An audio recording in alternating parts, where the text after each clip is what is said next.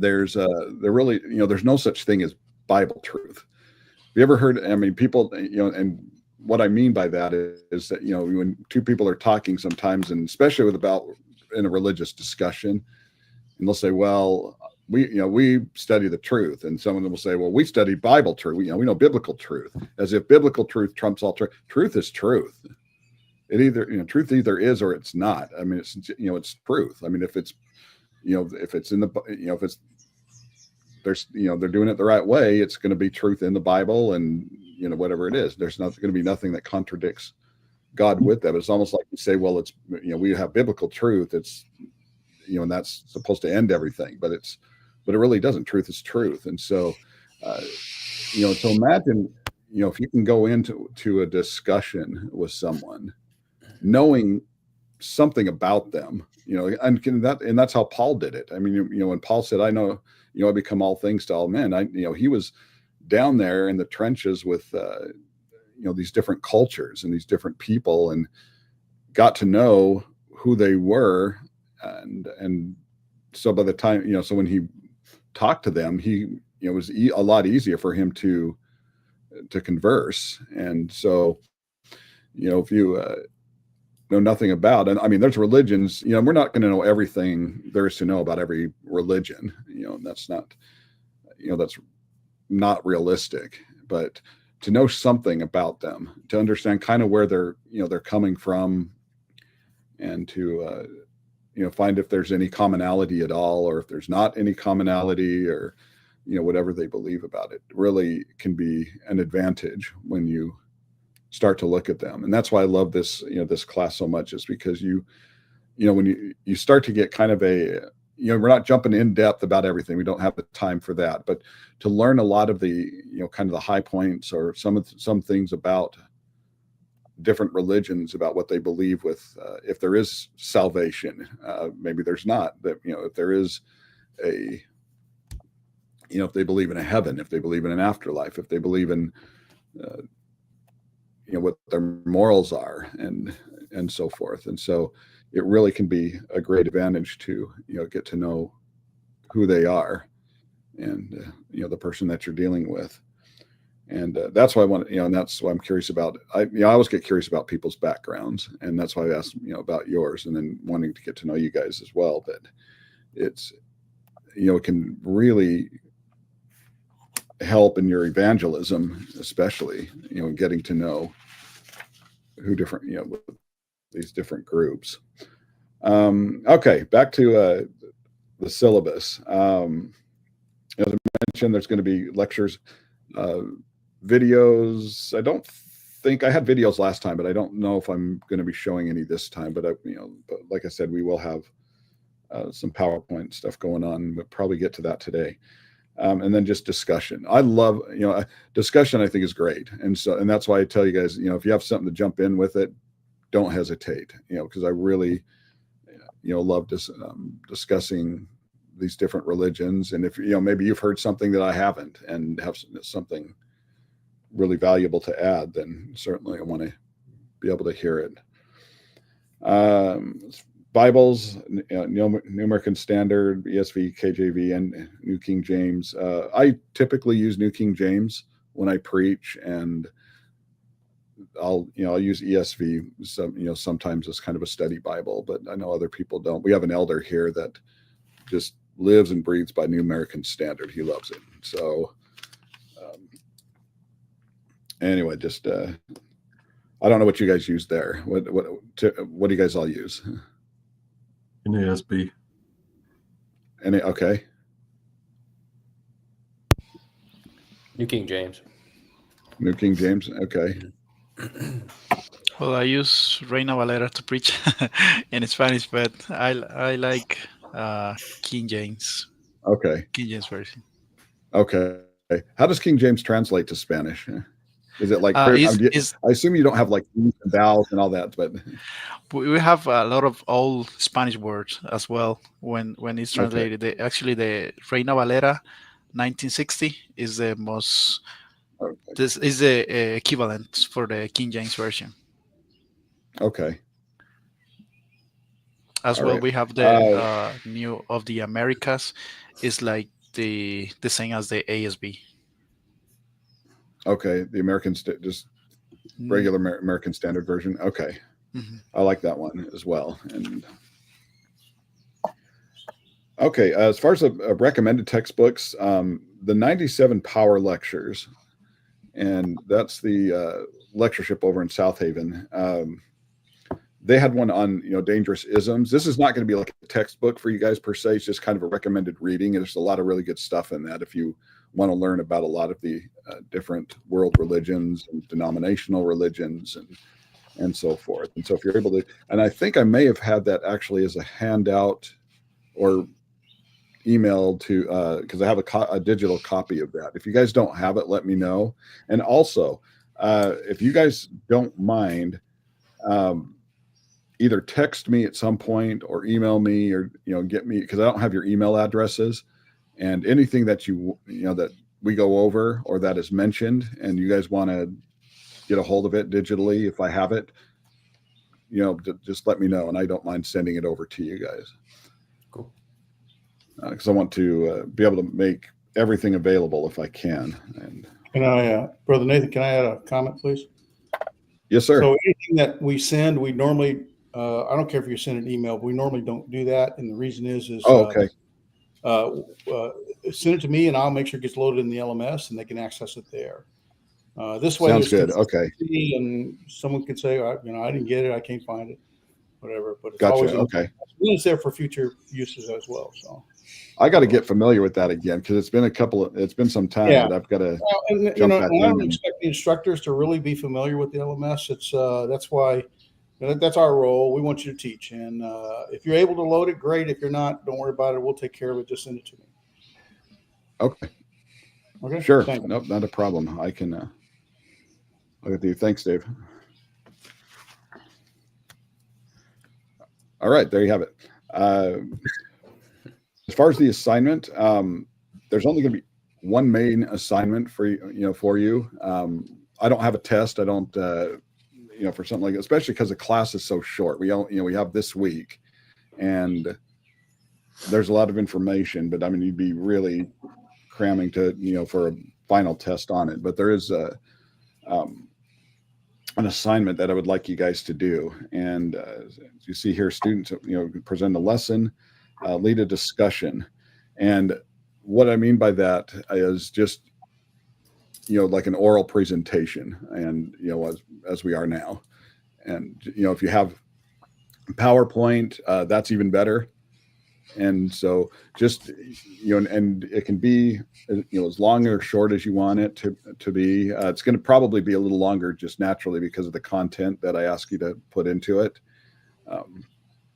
But just to lead it, and we'll do that on Friday. And we'll just kind of go just one after another, and that'll be our class time. It's just because I'll give it. If I don't get to something, I'll cover it Friday.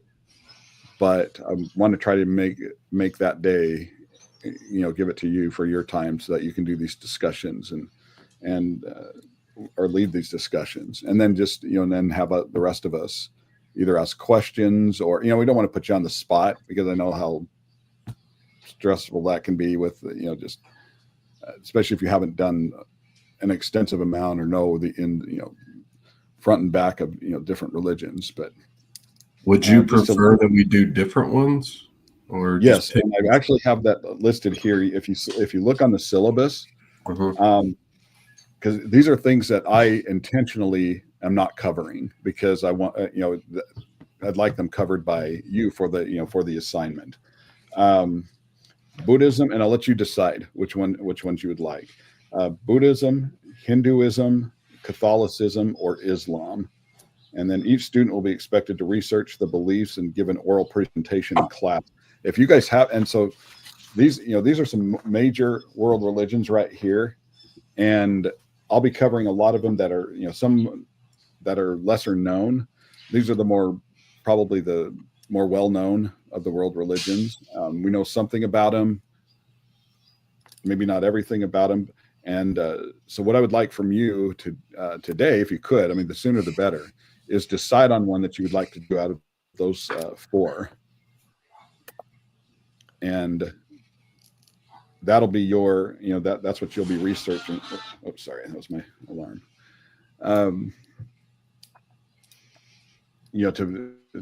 To research this week on your own time. Well, brother, can you put me down for Buddhism? Because I'd like to learn that. I don't know much about it.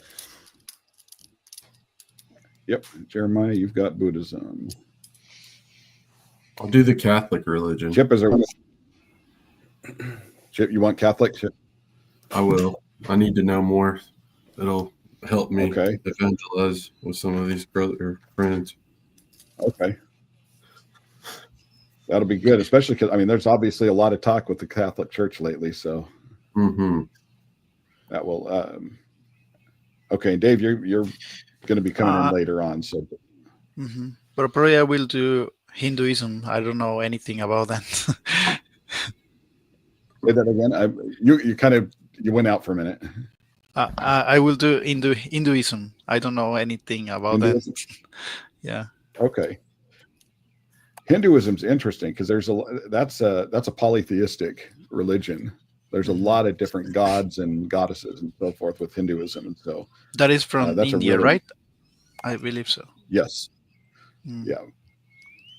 There's a really good friend of mine. He passed away a couple of years ago, but he was doing mission work in where was he? In Malaysia, I think it was, and there was. And he was preaching at a congregation over there, and right next to the Church of Christ was a Hindu temple, and so he was able to see all the different gods that they're worshiping and all the gods that were on the outside that was displayed on the outside of the building, and so it was pretty interesting for him to really be saturated in an area that was, you hear about all the polytheism in the Bible, but you never. We don't generally see it in the States, at least. I mean, depending on what area I guess you live in. But that's interesting. Okay, so we'll set these. Jeremiah, I'll have you with Buddhism, and then if you can look on the second page, and here's what the discussions. What I'd like to see with the discussions. First one.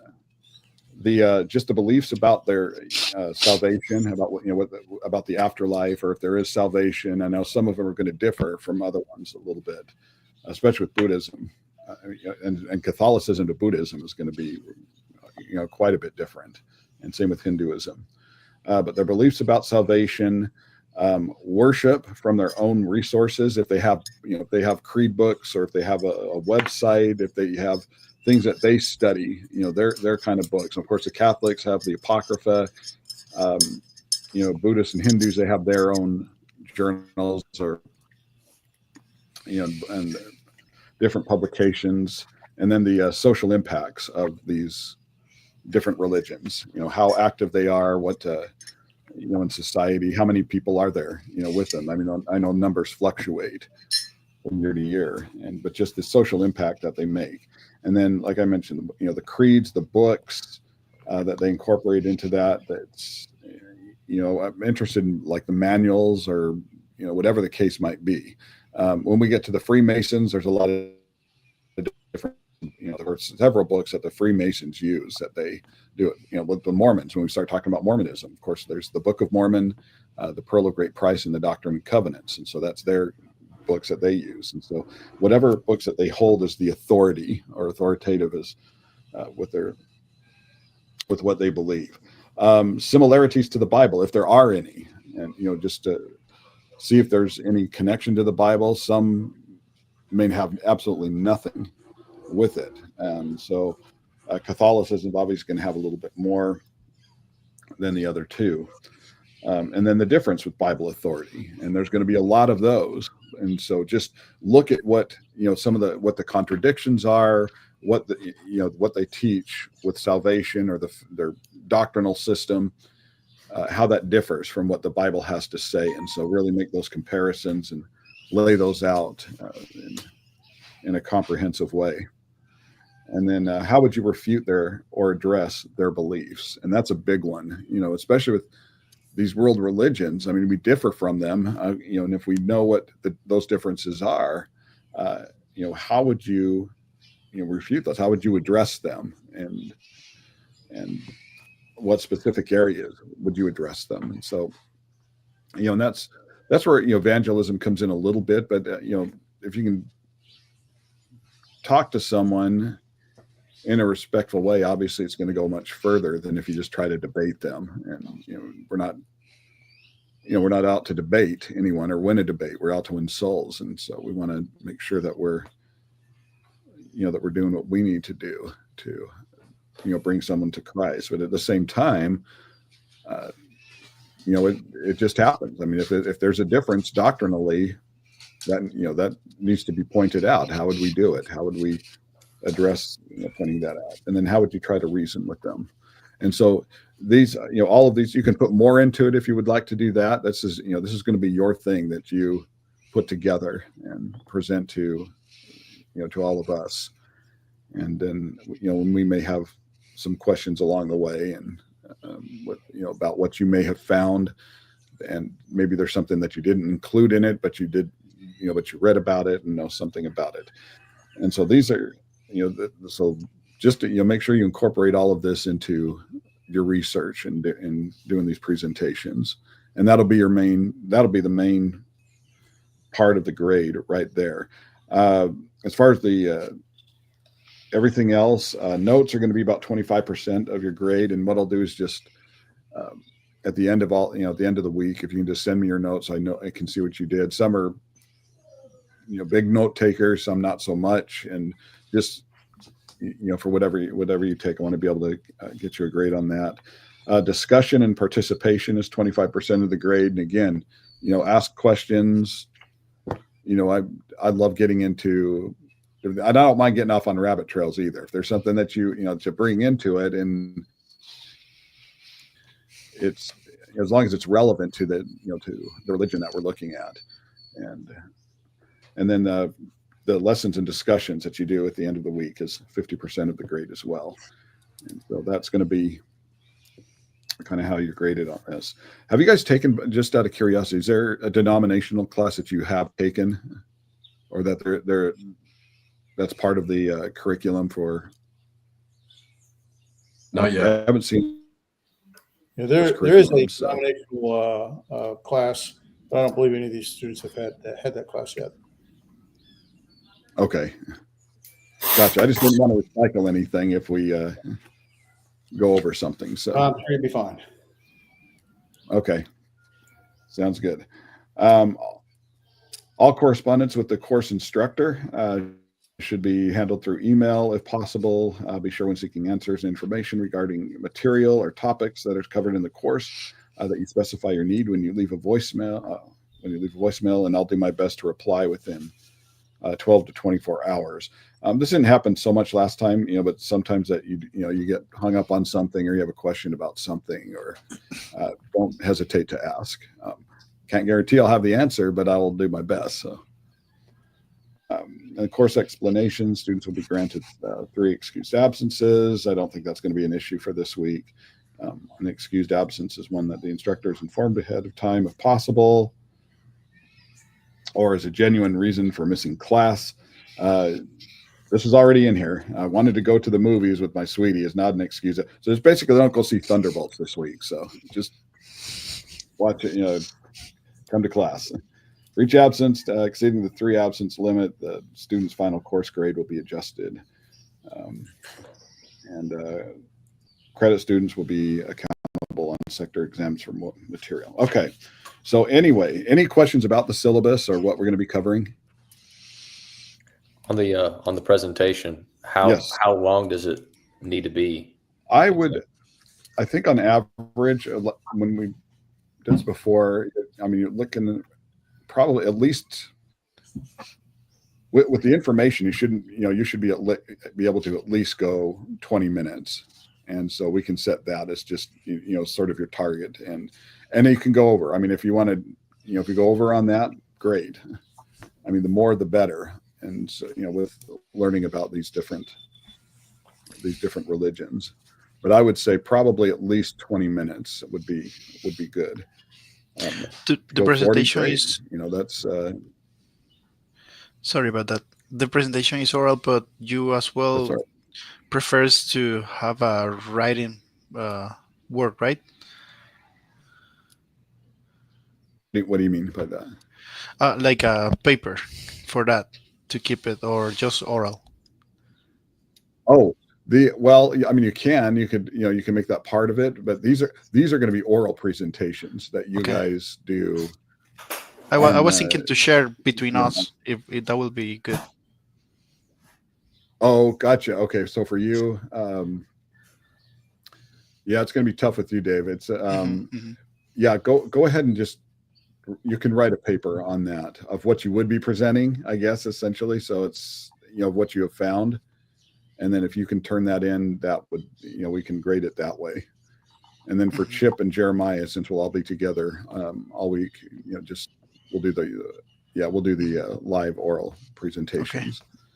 Okay. And like I said, if you have PowerPoint, even better. I mean, that really fleshes it out with these reports. And Dave, if you have photos that you would put into a PowerPoint, if you want to include that with your research paper, then that's great as well. Just okay. So yeah, that's it. Any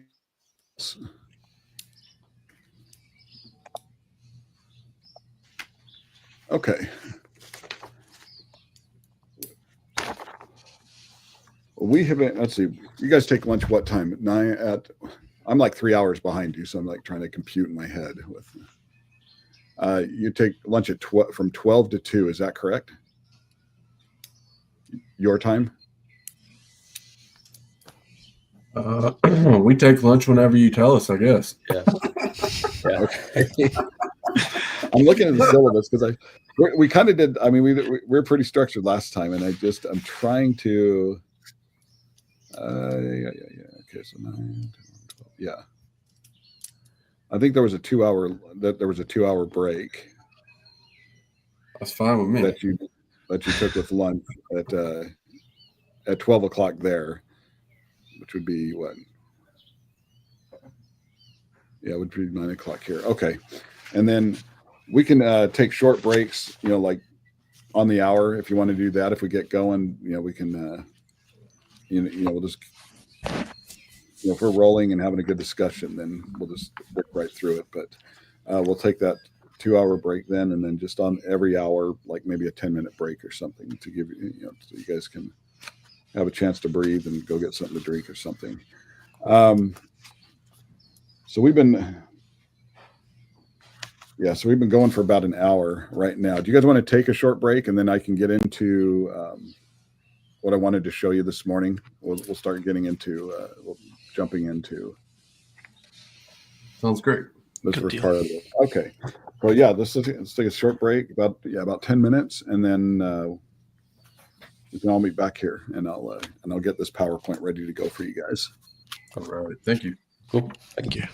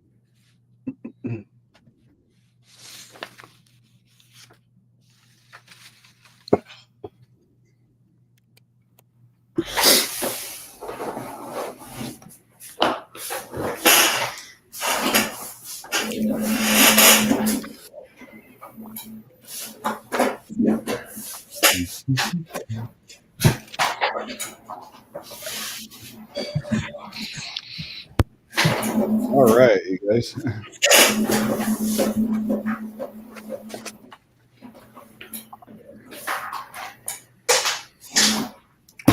All right, so I have a question as we start today. How many religions do you think there are in the world?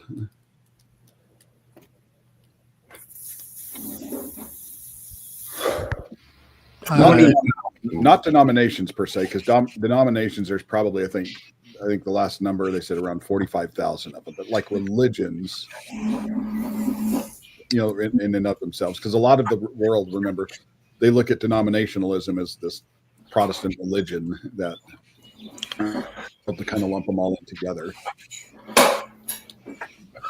I would say probably around 600 plus. Okay. There's definitely over 600. I was thinking about 100, but like majors, but probably more. Okay. There's probably, when I checked before, it's probably about 10,000 different religions. Wow. That are out there that, you know, and this is, of course, you know, they cover so many different areas of life and what they think of God and so forth. And so, you know, when you're dealing with that many, and, you know, let's say we just, you know, let's narrow it down. Let's just say 600 or even 100, as you mentioned. How do I know? Well, I mean, first let me ask this. You know, when you're dealing with that many, can they all be right? Are they all right? No. Okay. Is it possible for all of them to be wrong then, if they're not all right?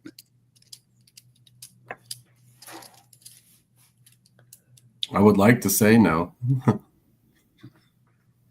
Okay. How do I know if a religion is wrong? And how do I know if there's not something to it? How do I know that, you know, what they're teaching might not be the truth? All of our principles are based on the scripture. Okay. And I will have to study them as well to know who originated that and the foundation. Yeah. Okay. I would say, so, you know, oh, go ahead. I was going to say, what about a universal standard? Like all religions have to derive from something originally. Right. So would we not want to try to look at that original source?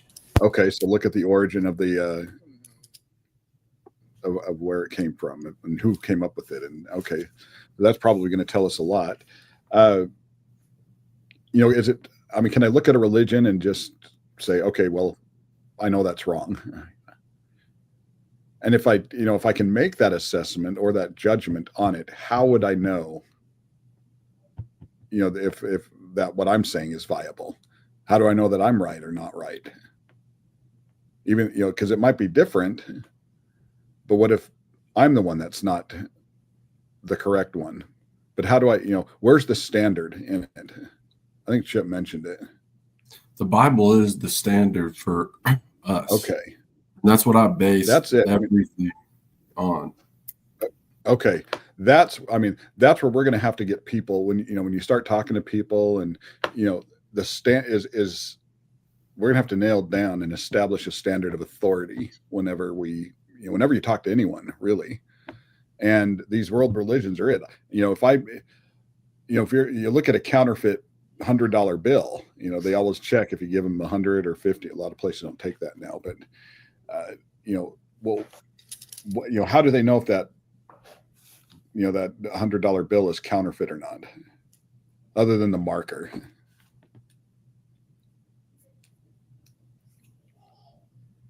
What do you have to have in order for there to be a counterfeit?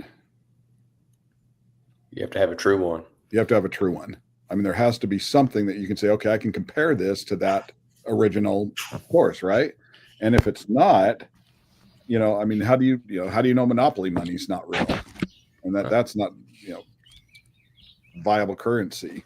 Well, we have the real currency and something that we know what it looks like. We know what, you know, there are features on it. There are tells of what makes it real, what makes it authentic, right?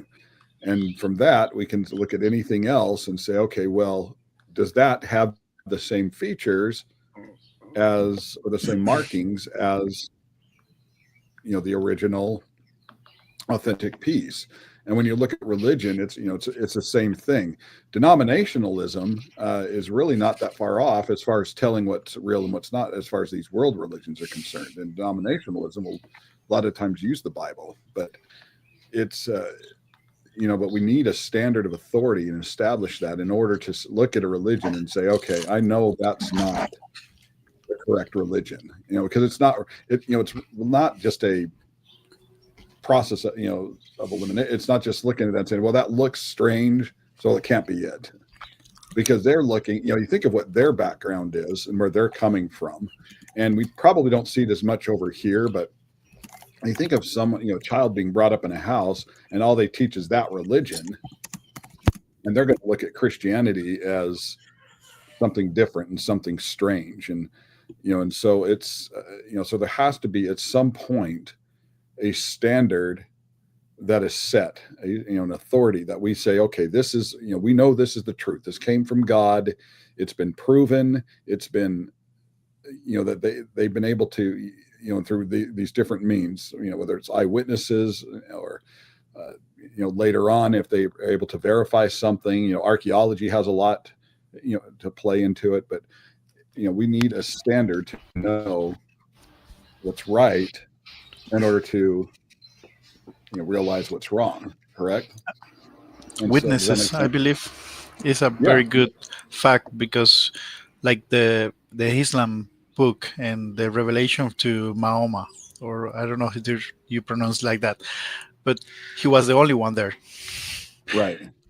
Yeah, isn't that interesting? Some of these religions, and Mormonism gets into this too, but no one was around. I mean, when they claim that they found these religions, or they claim when God talked to them, they were by themselves. No one else was, and we're going to get into that later in the week. But Christianity was never secretive. It was never.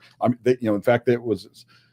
When Christ was here on earth and he was setting up everything for the kingdom, and when he was, when he was right in the midst of his ministry, it was vital for everybody to know what it was, because it was changing things. And it was just, these guys, remember the Jews had been steeped in Judaism for, by that time, 1,400, 1,500 years. And something had to be so compelling to make someone Jewish change that, because they were all about tradition and keeping the book of the law and all of it. And they knew how to keep it. They knew what the book of the law said. Not everyone kept it, but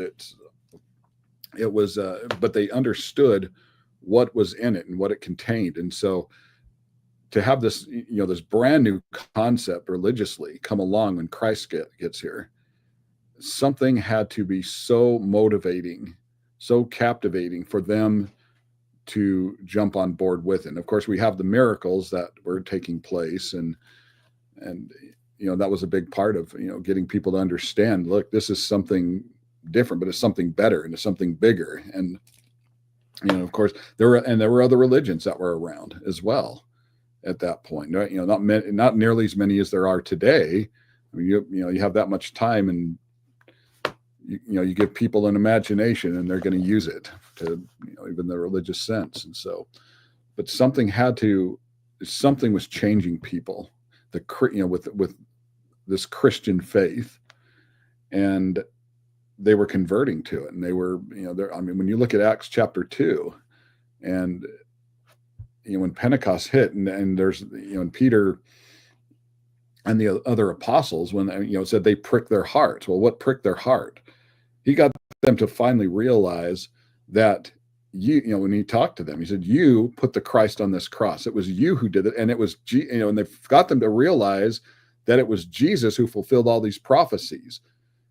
They were, these guys have been waiting years to, for these prophecies to happen and to come true. And they were right there when they were fulfilled. Imagine being in a time and a place where prophecy was fulfilled. What an exciting time that was. And just, it's fascinating to think that, wow, we're here, and this is, we're the ones who are fulfilling this, or we have someone in, with us who is fulfilling this. And here Jesus comes, and he's, and he gains his followers, And it's the fulfillment of all of these different prophecies that they're able to read about. Finally, they had this, it started coming true, because everybody, I mean, every generation, let's face it, they want to think that they're the ones that are fulfilling that because it's exciting. And they had him right there. And what did they do? They kill him. And Peter had to get them to understand just the gravity of what had happened. And, and that's why, you had 3,000 people say, what should we do? And 3,000 people converted that day. And something had to be, though, so moving that, I mean, they were there for Pentecost. They weren't even, they were there for, they did this year after year after year. It's just what they did. It was part of the Jewish system. And no one thought that that was going to be their last Pentecost. That they, when they came that year on that day, no one thought that that was, they were going to leave changed and different than what they were. And so it's, so these miracles played a huge part in this, but at the same time, truth was being established, and they had to understand what that, what the truth was in order to be able to follow it. And so you've got this, these Christians that come on the scene. But by the way, I want to kind of look at this first little while that we have today and looking at first, what does it mean to be a Christian? Because when we look at these world religions are going to be different than Christianity. And so what does it mean to be a Christian first? Because if we can't establish that,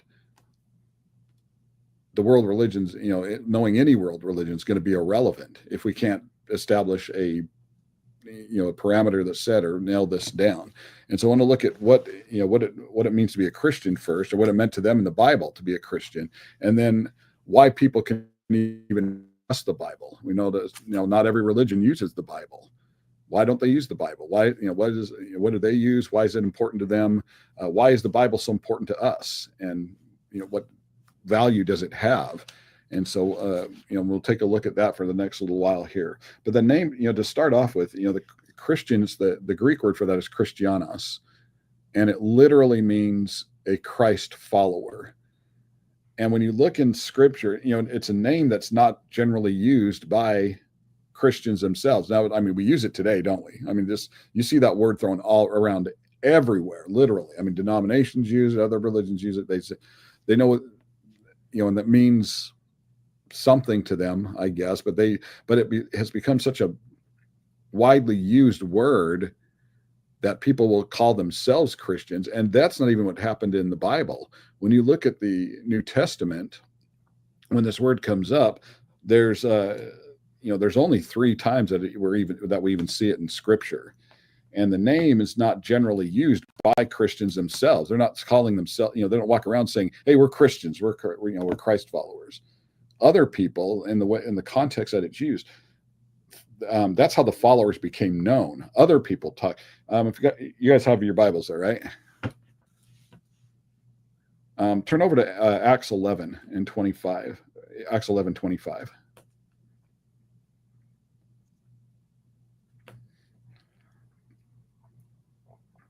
So notice what's happening here. It says, when he, referring to Barnabas, had found him, referring to Paul, he brought him to Antioch. And so it was for a whole year. They assembled with the church.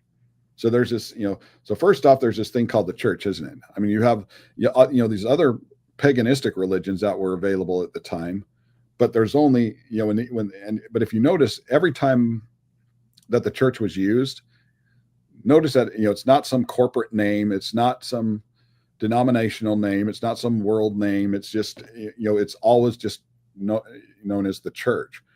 And to them, they knew what it was. They understood what it meant when anyone referred to, the church. That's why when this was written, when Luke records this, he just said they assembled with the church. There was no question about it. They didn't have to say, well, which one? Which church are we talking? Because there was only one that was available at that time. There's only one that was being, that was available, in that circle for those people in that way. And so he says, so for a whole year they assembled with the church and taught great many people. And the disciples, these followers who responded to the teaching, the disciples were first called Christians in Antioch. So they were first, so people first understood these are disciples. They're followers of this man, of this Christ. But it says they were called Christians. That's who people recognize them as Christians, and called them, these Christians in Antioch. A lot of the times it was derogatory. They didn't like the Christians. And so they just, there's those Christ followers again. And so it was, so they didn't use this term for themselves. If you look at chapter 26 of Acts, in Acts 26 and verse 28,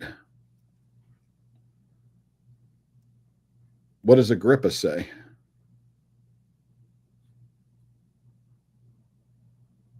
You almost persuade me to become a Christian. Right. So what's the setting? Who's he talking to right there? Paul. Okay. So Paul's standing in front of him and he's pleading his case, right? And Agrippa says, well, you almost persuade me to become a Christian. So it's Agrippa that recognizes Paul as this Christian.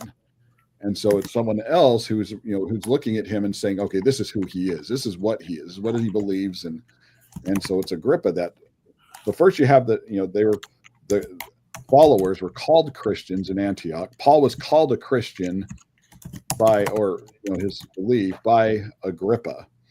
And then you get to 1 Peter 4:16, and here's this is the third and only other time that we even see this word used for the people. And what does Peter say?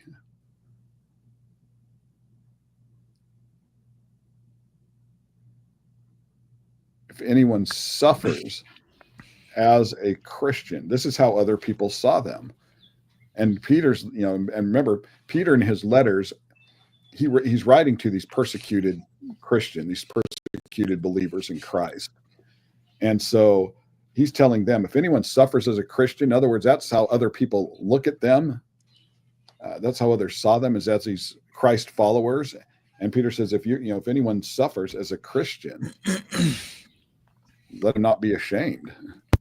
That's because that's what people were wanting to do. They wanted to, they wanted to cast as much shade as they possibly could on Christ and Christ and his followers with it. And so when you look at this man, Jesus, who comes along, well, what made Jesus so special? There were other religious leaders back then. Well, what made Jesus so special? And, when he comes onto the scene, over in John 14:6, and in fact, the first person who gets that, read John 14:6, one of you.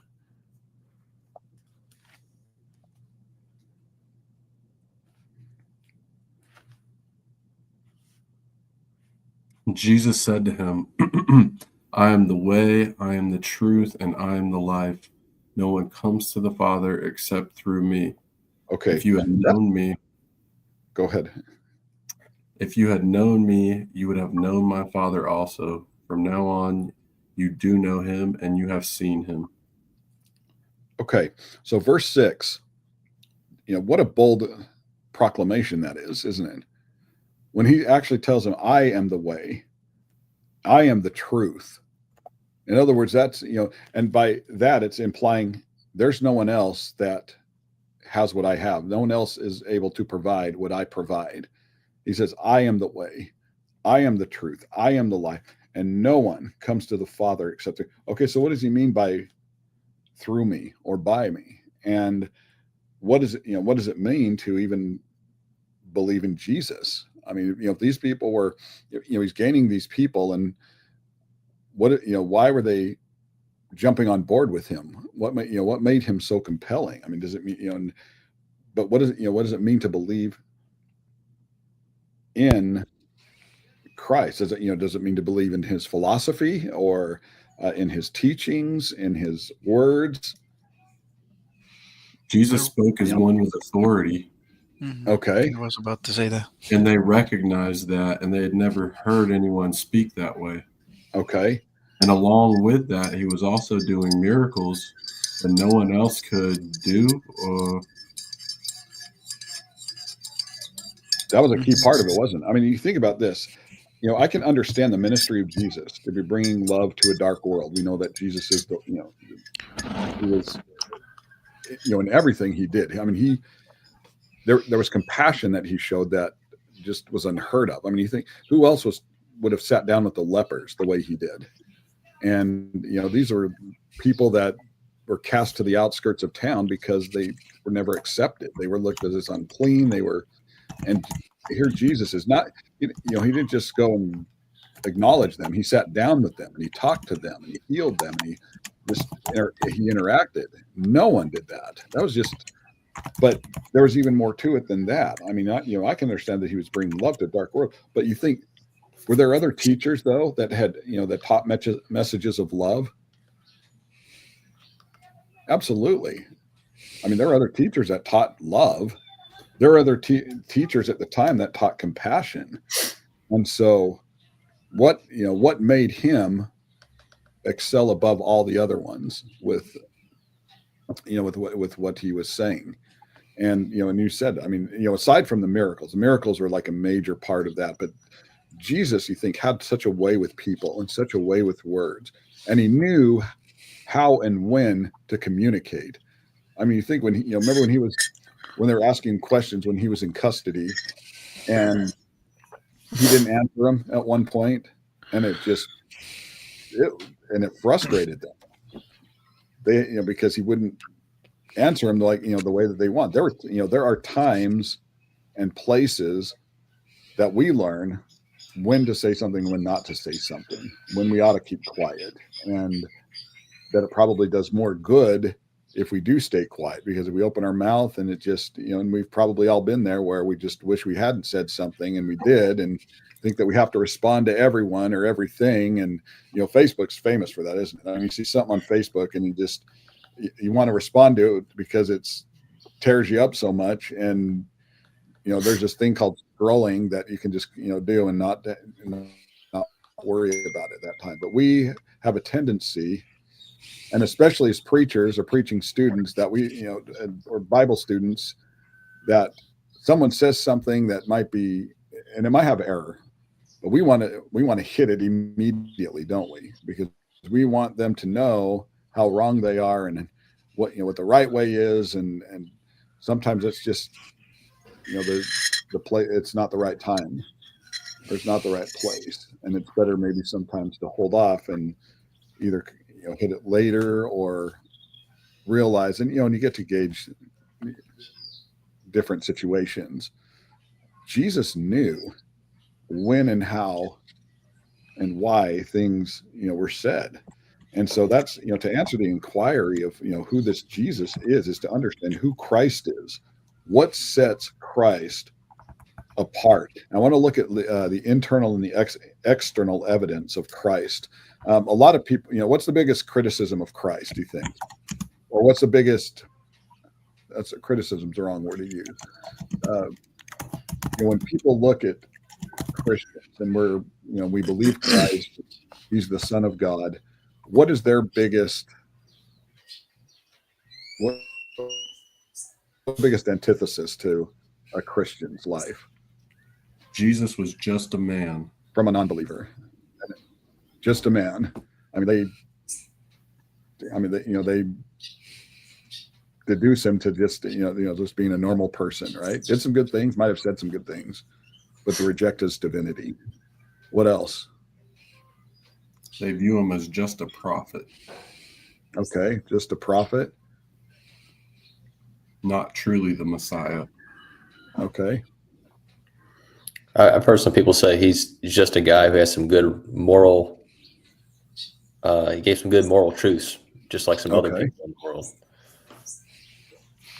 And that's if they even believe he exists, right? I remember in First Corinthians, I believe it is First Corinthians 1, when it says for the Greeks, he was for the Jews was a stumble block because they expect a real king to destroy Rome, and for others, for the philosophers of the time, for the Greeks, it was something foolish that how can somebody just be raised from the dead, and so he was just a man. So that's an interesting word that was used there, because it was, he's a stumbling block to the Greeks. He's a stumbling block to a lot of different religions, right? What is it? I mean, what did it mean by him being a stumbling block? That their beliefs no longer held water. Okay. Yeah, I mean, that was going to upend their system, isn't it? Their doctrine, their faith. And it's something that they cannot take away. It's always blocking. Okay. Yeah, and I think also kind of what we read in John 14:6, when Jesus says, like, I am the way. I mean, he's excluding everything else. He's saying, Right. I'm the center point. That means, so you're saying what I'm following then is therefore wrong.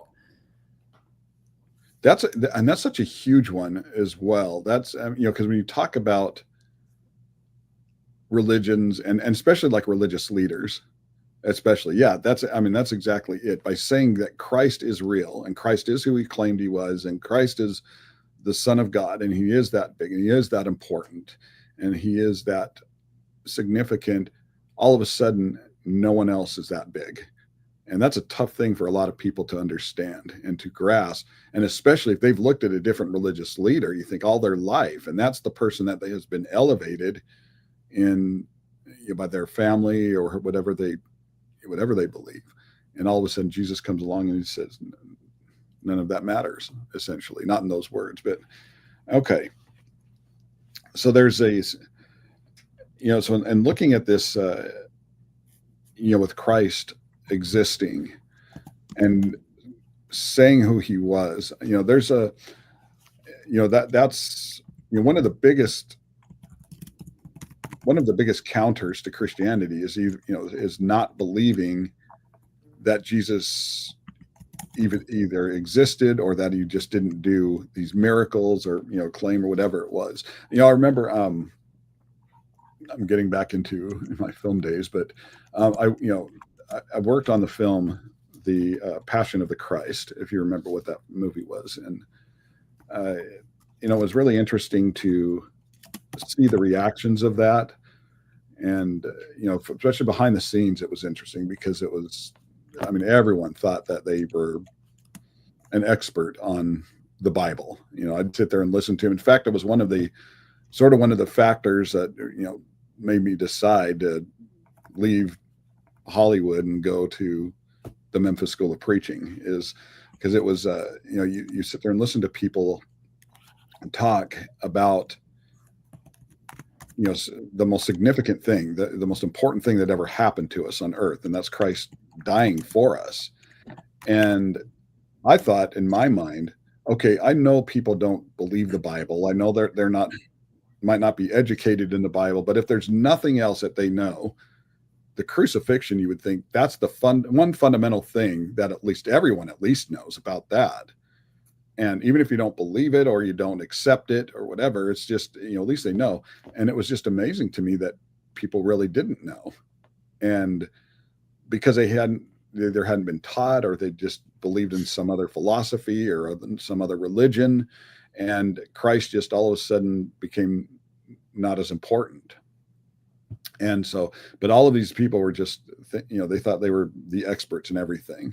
And it really was sort of an eye opener, because you really you start looking at different parts of the world, or where people are coming from religiously, and buying into these world religions, and it just really skews their vision of who Christ is.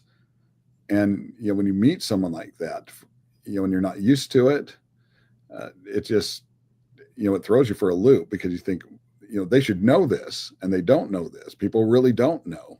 And there's sort of an old adage with with preachers, is that to never underestimate the ignorance of your audience. And that's not to be mean. It's just there are people that really don't know. They haven't heard of it, or they haven't studied it, and they're just not there yet. And so that's why we need to get them to that place where they can understand the authority in Scripture. Because if they don't understand the authority, or they don't accept the authority, no Bible study is going to be fruitful, because they don't have a standard that they're working from. And so, and the same thing is for any world religion, because they're looking at their particular religion or their particular belief as the standard for them. You might have Christianity, that's the standard for you, but I've been following this religion all my life, and that's the standard for me. Okay, well, which one is it? Because both of them can't be right. Something's got to be right. And so what we need to do is show what is right so people can start understanding what is not right, and what makes more sense, where are the witnesses that come in, where historically and universally, like Jeremiah said earlier, where's that universal acceptance, with the, and what's been proven.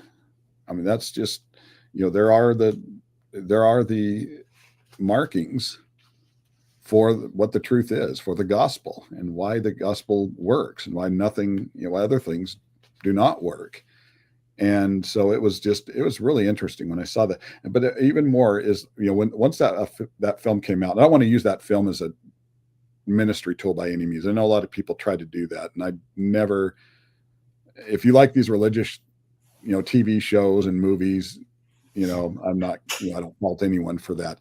I'm not a big fan of these religious TV, and I know like there's one that's big right now called like The Chosen or something like that, and it was, I know a lot of people have liked it, and then a lot of my friends like it, but my wife, when the movie came out and people were talking about it, my wife said, well, why don't they just read the book?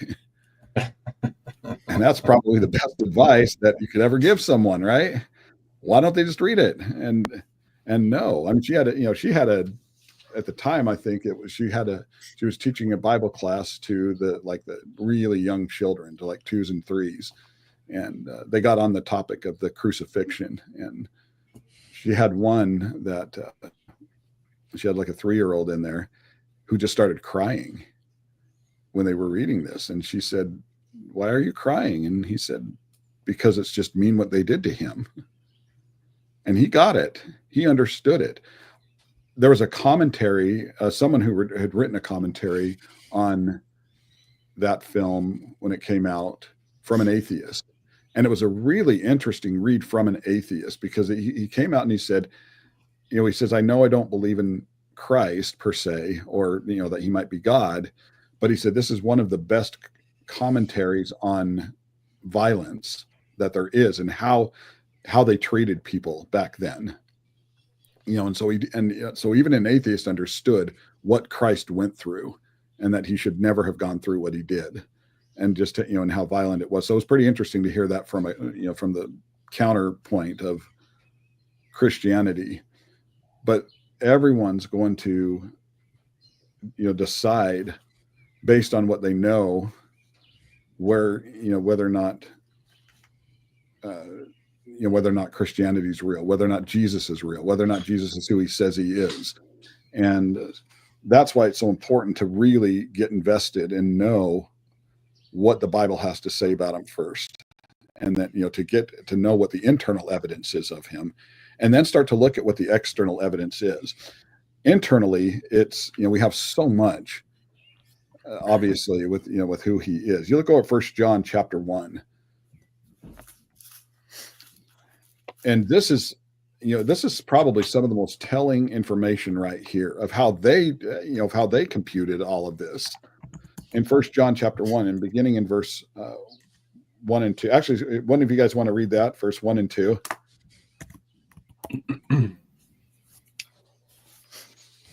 That which was from the beginning, which we have heard, which we have seen with our own eyes, which we have looked upon, and we have touched with our hands concerning the word of life.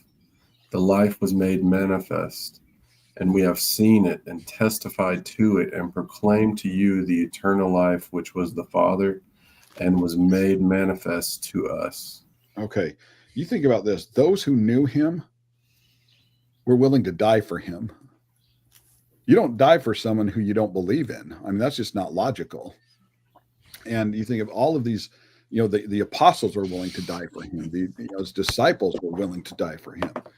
And here we see John writing this. He says, that which was from the beginning, which we have heard, which, I mean, that's the test right there, isn't it? I mean, these are using all of your senses to be able to understand what I saw or who this individual is. He says, we've heard him. He says that we've seen him, we've looked upon him, our hands have handled him. And when you think when Jesus came back after he had been crucified, and he appears to his apostles, there's it's really interesting when you see the reactions of them and all the different people. Of course, they were really surprised and shocked. Who wouldn't be? But when he comes back, there was one in particular who got a really bad rap at the time. They said he was doubting. Who was it? Thomas. And remember what Jesus tells him? Okay, Thomas, come. But I might be different in this. I think Thomas was just misunderstood. I don't think Thomas was doubting. Thomas was just wanting evidence. And there's absolutely nothing wrong with wanting to see the evidence. We ought to investigate. We ought to make sure, if my eternal life is staked in whether or not the Bible is true, then I ought to be scouring and scrutinizing and examining the Bible and as far as it can, exhaust every single topic there is in there about a certain topic. And Thomas just wanted the evidence, like we should want. And Jesus said, okay, here's the evidence. Come feel, come see it. And so he was able to, this is who they, when he appears to them, this is what they're able to see. They knew that he had come back, and they knew that he had fulfilled the prophecies that said he would come back. He's the one that, he told them, "I'm 3 days, I'm going to rise." That was just unheard of.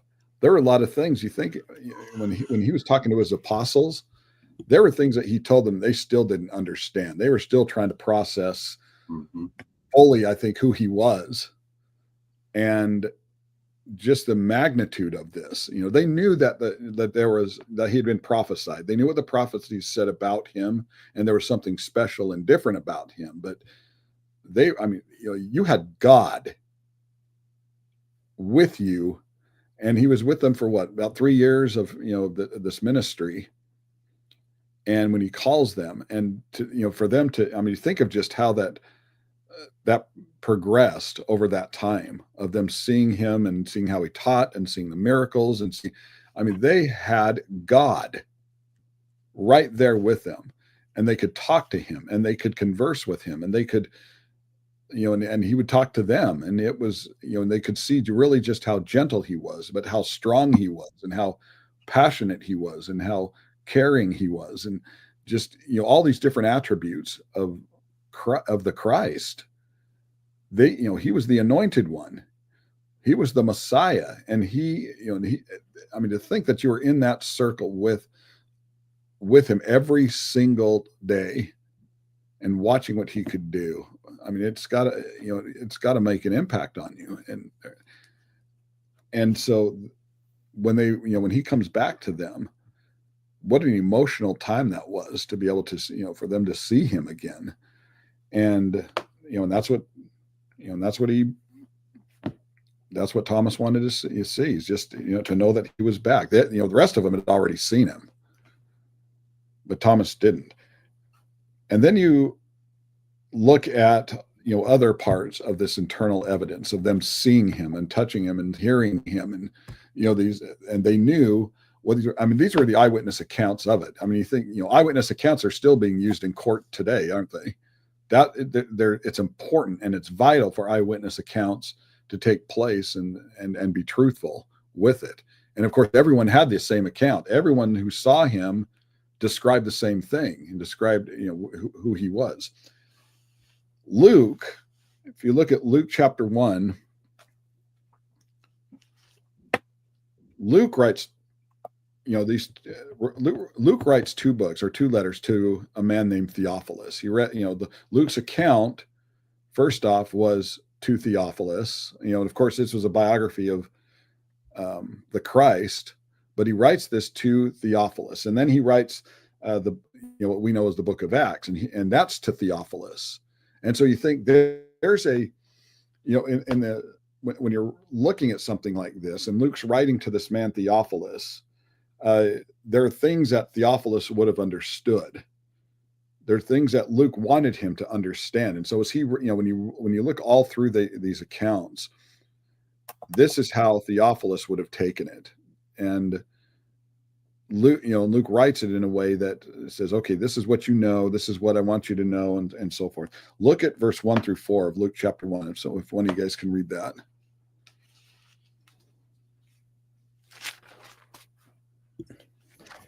Inasmuch as many have taken in hand to set in order a narrative of those things which have been fulfilled among us, just as those who from the beginning were eyewitnesses and ministers of the word delivered them to us.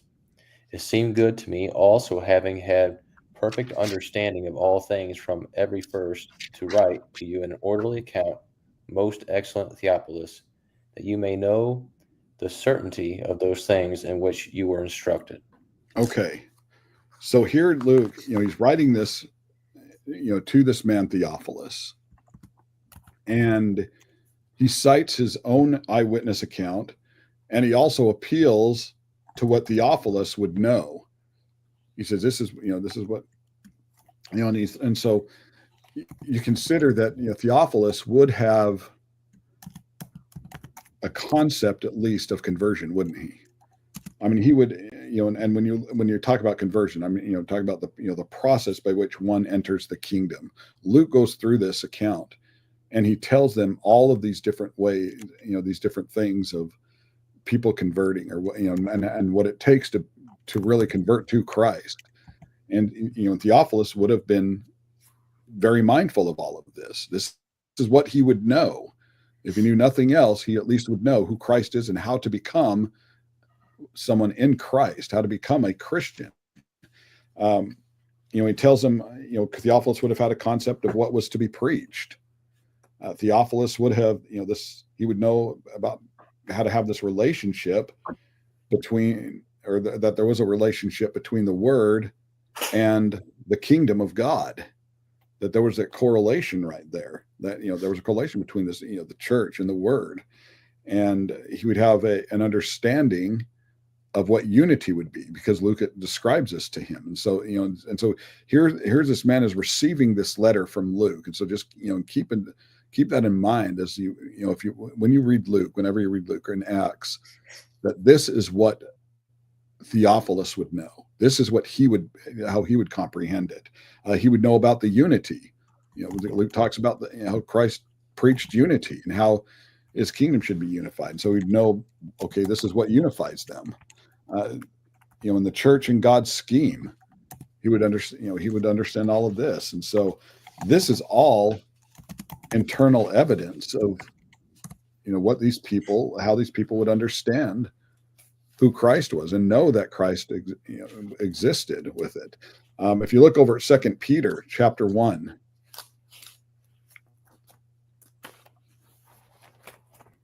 so Luke describes being eyewitnesses. John describes being eyewitnesses to who he is.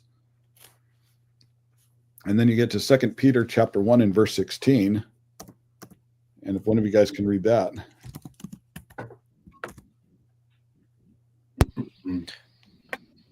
For we have not followed cunningly devised fables when we made known unto you the power of and coming of our Lord Jesus Christ, but we were witnesses of his majesty. Okay, so Peter says this, and you think this Peter, who was the audience for Peter's letters? Christians. People scattered abroad. Christians, people scattered abroad, the persecuted Christians.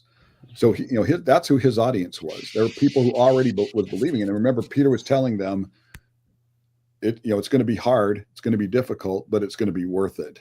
And that was the thrust of his letters, is to get them to understand that, they are going to be going through some of this worst persecution that they'll see, but it's going to be worth it in the end to stay faithful. And kind of what John was doing with in the revelation that was given to him. I mean, it's just, there's a victory in all of this. And when you look at Peter's letter, and right here, we did not, he says, we didn't follow cunningly devised fables when we made known to you the power and coming of our Lord Jesus Christ, but we were eyewitnesses of his majesty. In other words, we weren't following something that was fake. We saw him. We knew the truth. We know what we saw. We know who he is and that he is who he claims he is. And these were eyewitness testimonies of this. And so, Peter and the other apostles were able to attest to this man Jesus that they were with for so long, a day in and day out, and listening to all of his lessons. And how interesting it was for Peter, because remember early on, Peter was the impulsive one. Peter was the one that he, of course, everyone knows he denied Christ 3 times impulsively. He didn't think he would ever do that, something like that. And yet, you think of just that, that night when Christ tells him, okay, you're going to deny me 3 times, and then the rooster's going to crow. And what did Peter say? There's no way I would ever do that. There's, you're crazy. But then it happened the first time. It happened the first time, he would think back on that conversation and think, wait a minute. Then it happened a second time. And the second time hits, and you would think, was he just naive, or was he just stressed or caught up in the moment? Or I know that he was being pressured at the time. But then that third time hits and the rooster crowed, and he realized it's exactly what Christ said he was. It was Peter who cut off the ear of Malchus, when Christ was arrested, and this Roman official, the Malchus. I have a feeling he wasn't going for the ear, but he was, but he cuts this ear off, and when Jesus tells him what, put your sword back in your sheath, and heals him. It was Peter who walked on, who lost his faith when he was walking on the water. Peter was an interesting character early on, and someone that you probably would have just, wanted to slap upside the head just to knock some sense into him, and just, but he was really impulsive. But that's the way we were at one point. And you think, we can't judge him too harshly, because there have been moments in our life when we needed people to be as patient with us as Christ was with him. Otherwise, we would have, we'd still be lost. And so Christ was very patient with him. But you think of how Peter started to grow. It was Peter that, Peter is the one whom Jesus loved, or got, and that came over time. And it was Peter that was, there preaching the first sermon at Pentecost. It was Peter, when Christ talks about establishing his church, Peter's not the head apostle by any means. We don't want to, put him in a position that he was never meant to have. He was never the first pope. He was never, there's no evidence of that. But it was him who, when Christ tells him, he says, you're Peter, or he says, blessed are you, Simon Bar-Jonah. When he, says, who do people say that I am? It was Peter who said, you are the Christ, the Son of the living God. He got to understand who Jesus really was, and how, and how much spiritual growth he had. And, when Jesus tells him, that I'm going to give you of course, he said the same thing a couple chapters later to his, other apostles. All of them had the same authority. It wasn't just Peter that had the authority, but, it was Peter. Peter was an elder. And as an elder, we read about his wife. We read about his mother-in-law anyway, that he had one, and that he was an elder in the church. Not all of them were, and so I have a feeling he probably was. As he got older, as he spent the time with Christ, he really matured in a way that he needed to, in the way that all of us, should, and.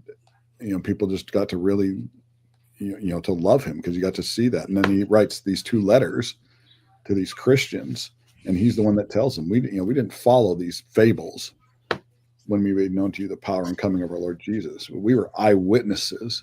We saw him, and how, what an amazing moment that was, display of Peter. There wasn't just the internal evidence as well for the existence of Jesus. There was external as well. And I want to look at some of these What time is it right now? 8:13. It's really want to keep interesting. going? Yeah. If you want to, whatever you guys want. Okay. That's fine. I'll show you guys this, and then we'll see where we're at. I'm going to. It's really interesting to think about Peter, and his growth.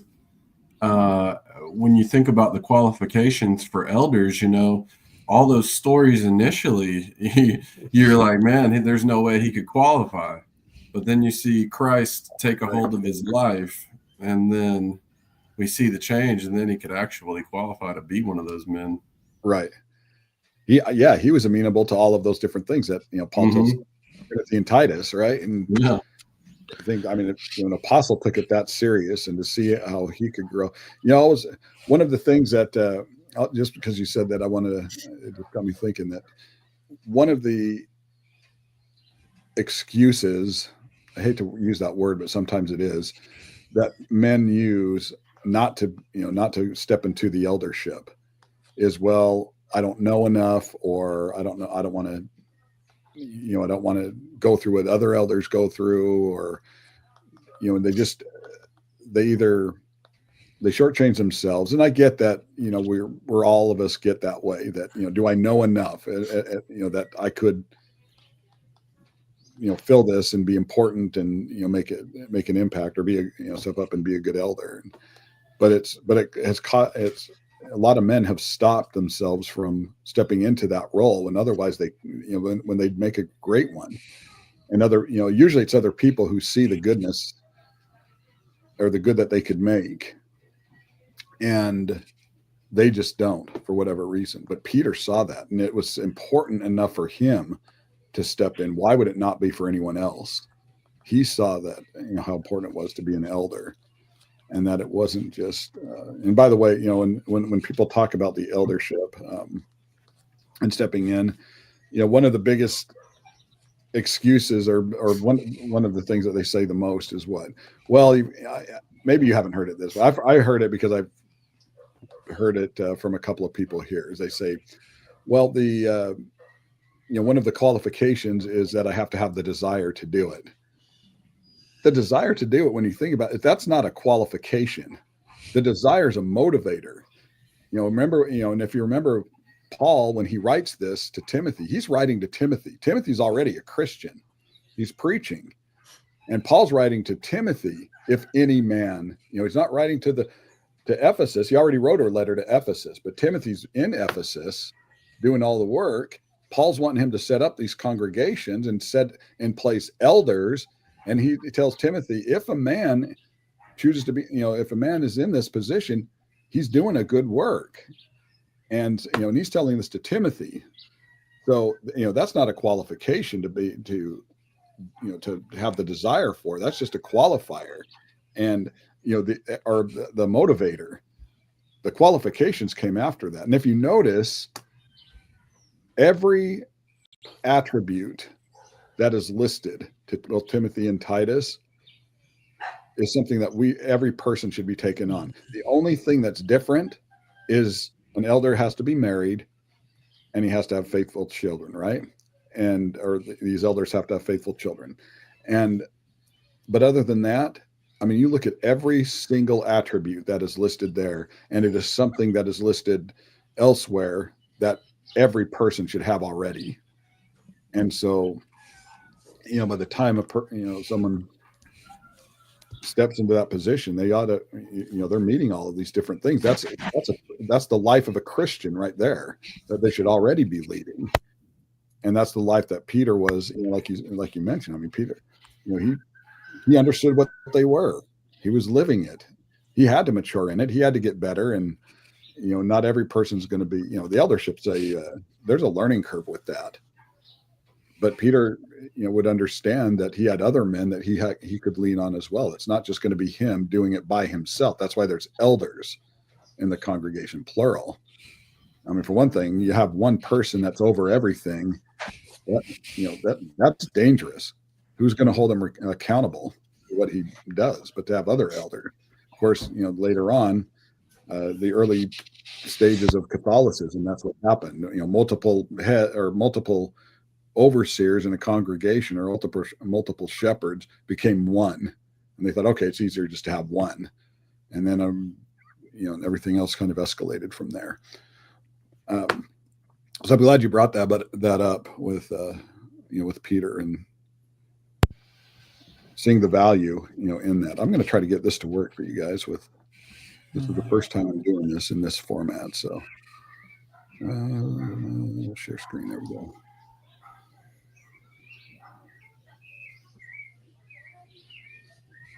All right, audio. When elders are discussed in the Bible, we don't ever see a singular elder. We always see that plural. That's exactly it. It's always in plural form, and that's what we need to remember. And there's no alpha elder. There's no head elder. There's no such thing as there's an associate elder, and and I get that there are men when they step in don't know as much, or they might not have as much experience, and they can lean on the one that has more experience, but that doesn't give one any more authority than another one. All right. I have seen some congregations where they said like every month a chairman elder, but I believe it's just to coordinate some things, and then the next month is another one. Yeah, I've seen that that happen. We have that happen here. That the elders we have two elders, and and you'll have, just to try to kind of disperse the work so that it doesn't pile up on one and they don't feel the weight of it. Is they'll have things that they kind of, each of them are over, and they trust each other, and ultimately they will discuss together when they make any final decisions. But that's where trust comes in. But yeah, I mean, they have to do something to try to so they don't feel so spread thin. But but it's not just one over another one. Okay, you guys, is that sharing? I can't. I'm trying to. I'm sorry. Okay, let's see.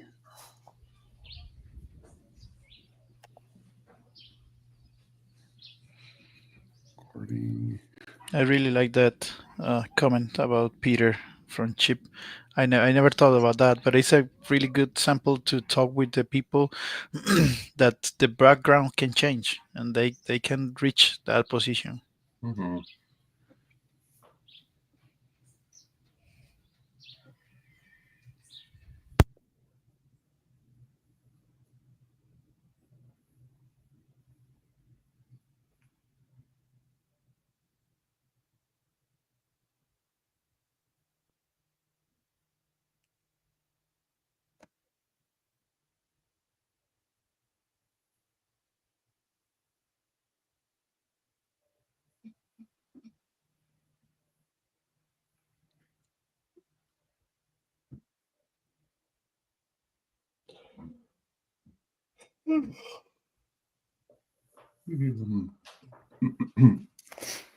So how hot's Costa Rica?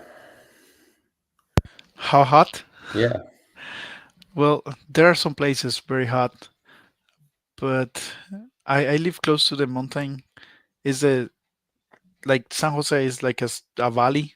We call it Central Valley. Most of the big cities are there.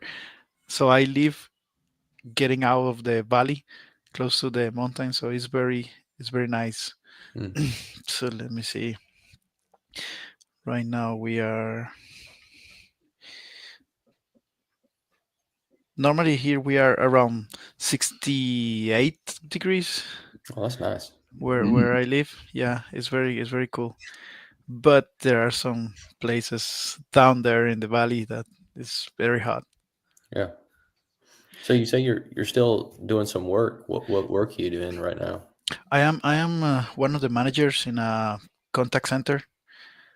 I work for I don't know if you know about Stellantis. Yeah, I do actually. Yeah, so there is uh, we are a outsourcing company, so we handle Stellantis accounts for uh, car loans. So I am one of the managers there. I have been there for almost 2 years since I returned home. Mhm. But I was thinking I don't want to be here. I want to preach. So I'm planning to quit that and study full time and see what has the Lord later. So is your plans to just stay there in Costa Rica or go back to the States or what? Mm, there are a lot of work here and there, so I don't know what can happen. In Costa Rica, it's very difficult that the congregation support their own preacher. So that is something that I need to think about it. My wife has a secular job, and we can try to handle with that and some support. But but now, yeah, now I'm trying to reach support from the some congregations I met when I was there to see if I can study and we can make it.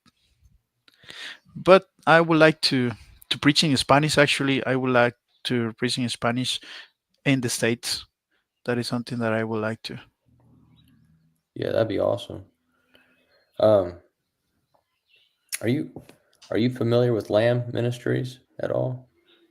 Uh, Latin America mission Yeah, yeah, or yeah, yeah. yeah, yeah. I work with them sometimes, being interpreter here, and I met brother. I forgot his name. The I know you're thinking of, but I don't I know forget. his name either. Yeah, so I work with them sometimes, and yeah, every time that the one congregation from the states come here and it's interpreters, I am always trying to help with that. Cool. That's awesome, man. Mhm. So Chip, man, you're in Billy Graham country, aren't you? Indeed. Man, Yeah, I live right down from the cove. wow. Hmm. So how big is the church presence there? The Church of Christ. Yeah. Not very big. Hmm. Sadly, not very big. Yeah, there was a lot of congregations, and one by one, the membership has grown old, and there is just a generational gap where I guess people found other things more important than teaching their children about God, Yeah. and that gap is smacking us pretty hard right now. Yeah. I think that's happening all over the United States. It's really sad, Yeah. And I think it's a big wake up call to a lot of people. indeed. I Man. remember that when I was in Memphis, I was sent to preach some congregations, and all the membership was elderly people. And I was thinking, well, will happen in a couple of years, some years. Hmm. I mean, people kind of our general age these days. It seems they would rather be entertained than worship, Yeah. which is a sad commentary, but it's real. I don't know how to turn the clock back on that one, minus preaching the word. I don't know. Like I have talked to a few people who are, I would say, denominational friends, at least, working in secular jobs and stuff like that. And I think they've realized that too. So I'm hoping that maybe something will catch their attention. They're like, you know what, this is starting to be kind of more of a show than it actually is, worship. And, is there true worship out there? And hopefully that's an avenue to be like, hey, you want to know what true worship is like? Why don't you check us out? Yep. Something like that.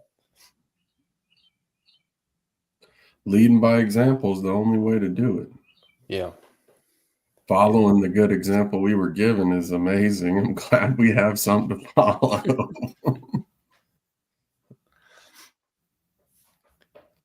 So who's your dad? You said he was a preacher, right? Yeah, his name is Charles Freeman. Charles Freeman. Oh, Charles Freeman. He's 90 years old now. Good grief, man. Is he still doing it? Wow. No, he had to hang it up. Oh, man. Yeah, he he served. He did his service. Yeah, he was a great example. I'm very fortunate to have a father that didn't force religion down my throat, but led by example. That spoke so much more. I mean, for me as a child than any scripture could ever tell me. Yeah. I'm very grateful for his example. I wouldn't be here without him. Maybe I can scour the internet and try to find a sermon from him. Oh, I got a whole stack of them. Yeah, he preached, let's see, probably from, I guess he hung it up about 2005, maybe, Okay. when he was around 70 or so. And he had preached from, gosh, I don't even know. He preached a lot. He was able to establish and build some buildings and congregations in different places, which still exist today, which is cool. There's still members from the original members that had joined, which is really neat. Oh, Nice. good. Sorry about that, guys. I had to run a Hi, quick. guys. Sorry about Let me go ahead and try your share screen. Let me see if I can walk you through it. Okay. So I hit present Yeah, and then just share screen, right? full screen, right? And then And then it says screen another sharing thing, share tips. screen tips. Just hit share screen. Okay. You got 3 tabs up there. You got a Chrome tab, a window tab, and an entire screen. So it depends on what you have open. If you have your PowerPoint already open, just go to the window tab and it should have your PowerPoint there. Okay. All right. So window tab and then just click on it. Yeah. And then I think you have to share or something. Okay. There it is. It's coming in and I'll let it on. And hold on a minute. Let me change something here. Okay. Okay. No, that's not your PowerPoint. Do you have your PowerPoint already open? Let's see. Go ahead and stop share. Okay. So Because the window you shared is your whole screen, which is going to okay. get. Can you? Okay. So I just Stop swiped share. over to the PowerPoint. Is it? Can you not see it? No, good. Stop share. Just stop share. Right. Okay. Hang on. I'm not seeing where that is. Let me see. When you go to, see if I can stop you. Hold on a minute.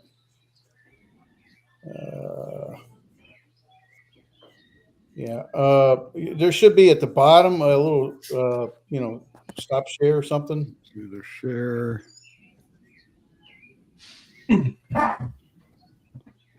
Right now. Oh, stop. Okay. There we go. Yeah. Okay. Now go back to this to present and share screen and the window, because you have to have your PowerPoint open for it to see it. It has to be on the same screen too. Unless, we can do it differently if you have 2 screens.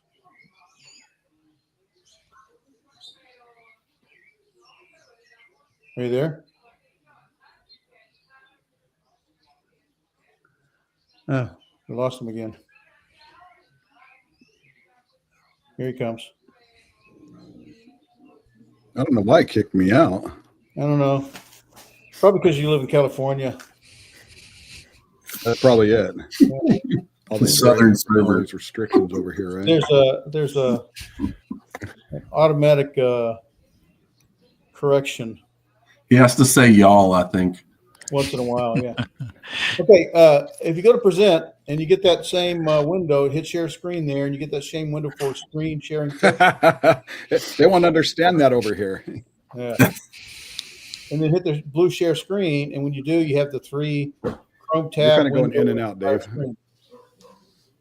So don't do entire screen. And I'm assuming you have your PowerPoint open in a window on your desktop. Let's see. Let me open it now. Yeah, it's got to be open. Okay, so PowerPoint is open. Is it okay? Is it on the same screen as your Present. Chrome, as your podcast? Go ahead to present screen, share screen, and all that till you get to that window, and you should be able to see your PowerPoint. Let's see.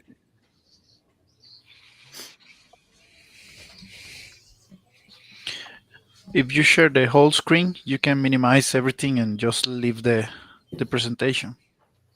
Yeah. Wait a minute. If you share the whole, make sure we're talking the same thing. You need to be under the window tab.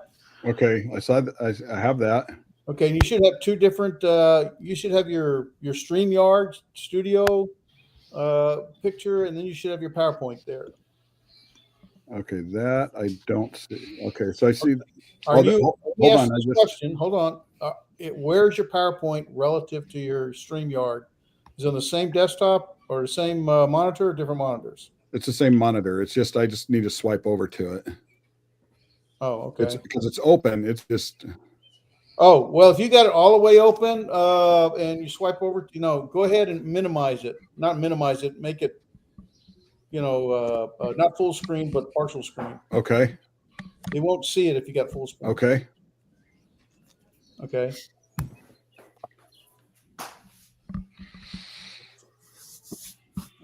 So when you go to that, you see it?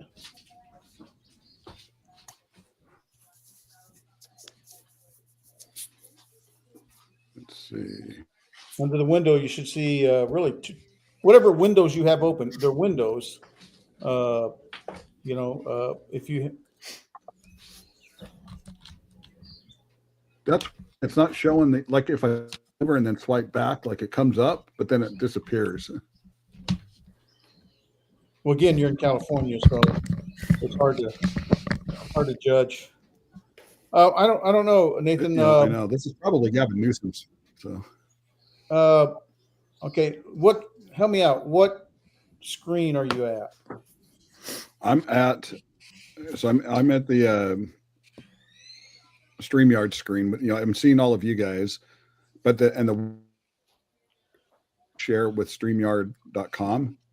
And then there's the Chrome tab, the window tab, and the entire screen tab. Okay. And the window tab, it's the StreamYard Studio, and that's the only one that's up. Okay. Now, what windows do you have open? Right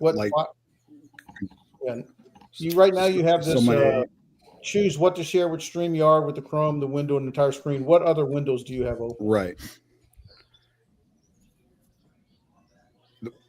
That's the only one that shows up on this when it pops up like this. I know. I don't know why it's not showing the PowerPoint because okay, the PowerPoint is open. All right, let me ask you to back out of the share screen, cancel it. If your PowerPoint's open, now go back to present. Yeah, my PowerPoint is okay. All right.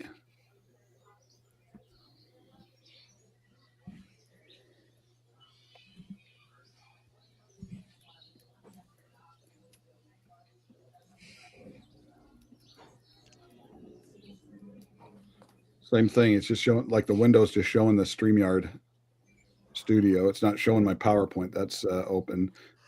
All right, hold on a minute. I want to try something. Hold on a sec. Because it's open. It's just not open here. But I can swipe to it and on the MacBook. Okay. I'm gonna try something. See if this will work for you. Hold on a sec. Just to see if we're on the same page here. Let me go back to here. Okay, I got that. Is your Chrome full screen and you're swiping back and forth? Yes. Okay, don't be full screen. Oh, on the Chrome? On any of it.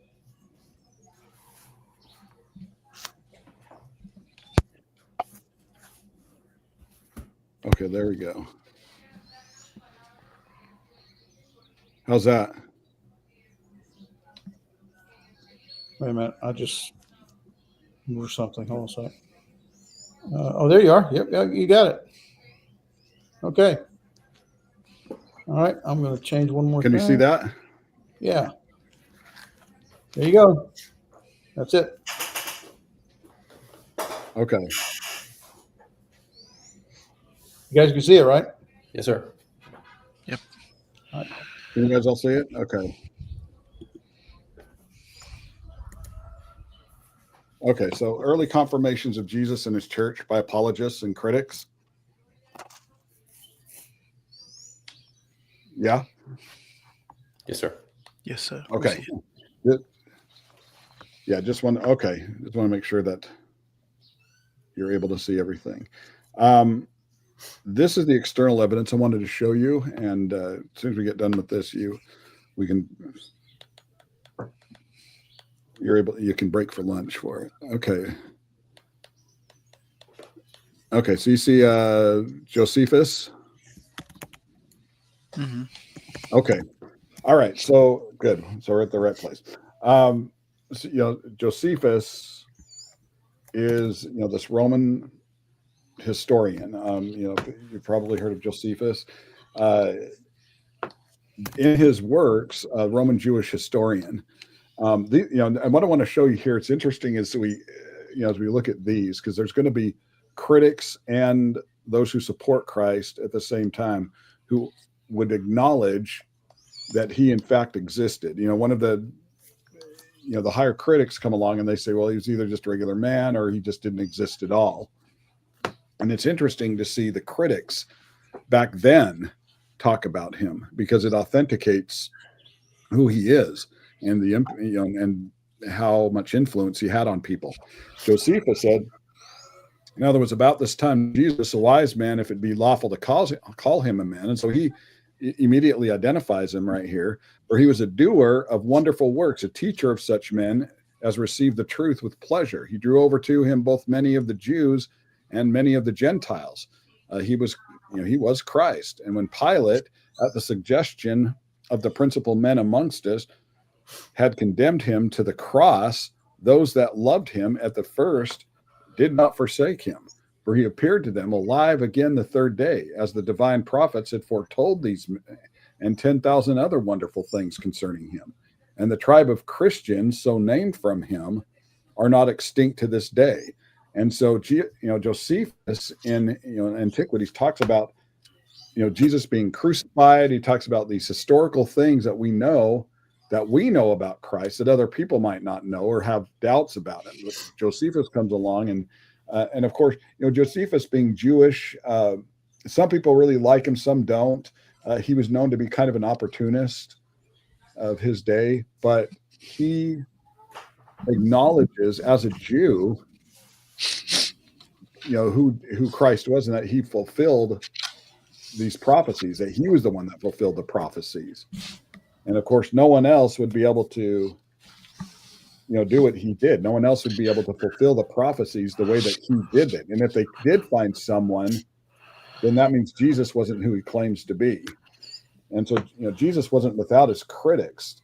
But these are among the strongest cases that are, proving that he in fact did exist in his day. And that was important. I mean, especially for world religions to understand, they're able to look at it and say, all these people are acknowledging Christ and who he was. There's a man named Mara Bar Serapion. He was this philosopher. He's also known to be really kind of sarcastic in his writings. He writes, he's keep in mind that Serapion was a pagan. He was a prisoner of Rome in the 1st century, and he writes about Jesus. He says, what advantage did the Athenians gain from putting Socrates to death? Famine and plague came upon them as judgment for their crime. What advantage did the men of Samos gain from burning Pythagoras? In a moment their land was covered with sand. And what advantage did the Jews gain from executing their wise king? It was just after that their kingdom was abolished, and God justly avenged these 3 wise men. The Athenians died of hunger. The Samians were overwhelmed by sea. The Jews, ruined and driven from their land, live in complete dispersion. But Socrates did not die for good. He lived on the teaching of Plato. Pythagoras did not die for good. He lived on the statue of Hera. And nor did the wise king, referring to Christ, die for good. He lived on in the teaching which he had given. And so, while while he's being critical of him and just kind of comparing him to other things, what's interesting is that he actually acknowledges Christ being real. And so, he compares him to these other people. He doesn't give him the esteem other than that, he lived on the teaching which he had given, but he acknowledges him that he existed and that there were people that followed him, that there were, that he did have this great impact on them. And so, and that was huge because when a critic says that, when a critic is able to verify that there was this man named Jesus, that is, that speaks volumes. And especially to these, some of these world religions that didn't believe that Christ even exists, or the atheists that didn't believe he existed. Lucian of Samosata, he was, this pagan satirist, and he's talking about this early pagan perception of Christianity right here. And he, it's right, it's the passing of Peregrinus. He says the Christians, worship a man to this day. And so he acknowledges the Christians. And of course, as we know, it was everyone else who would refer to them as these Christ followers. He says the distinguished personage who introduced their novel rites and was crucified in Palestine because he introduced this new cult into the world. And he calls it a cult because he saw Jesus as his human head.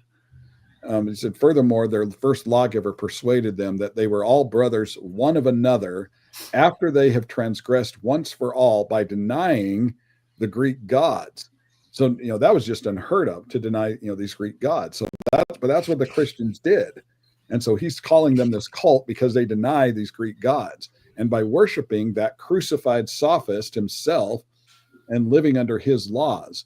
And so while he didn't like Christ, didn't accept Christ, he acknowledged that there were people, and he called them Christians, that, that worship this man, Jesus. And so, how interesting it is to see the critics, know who he was, even if they didn't follow him.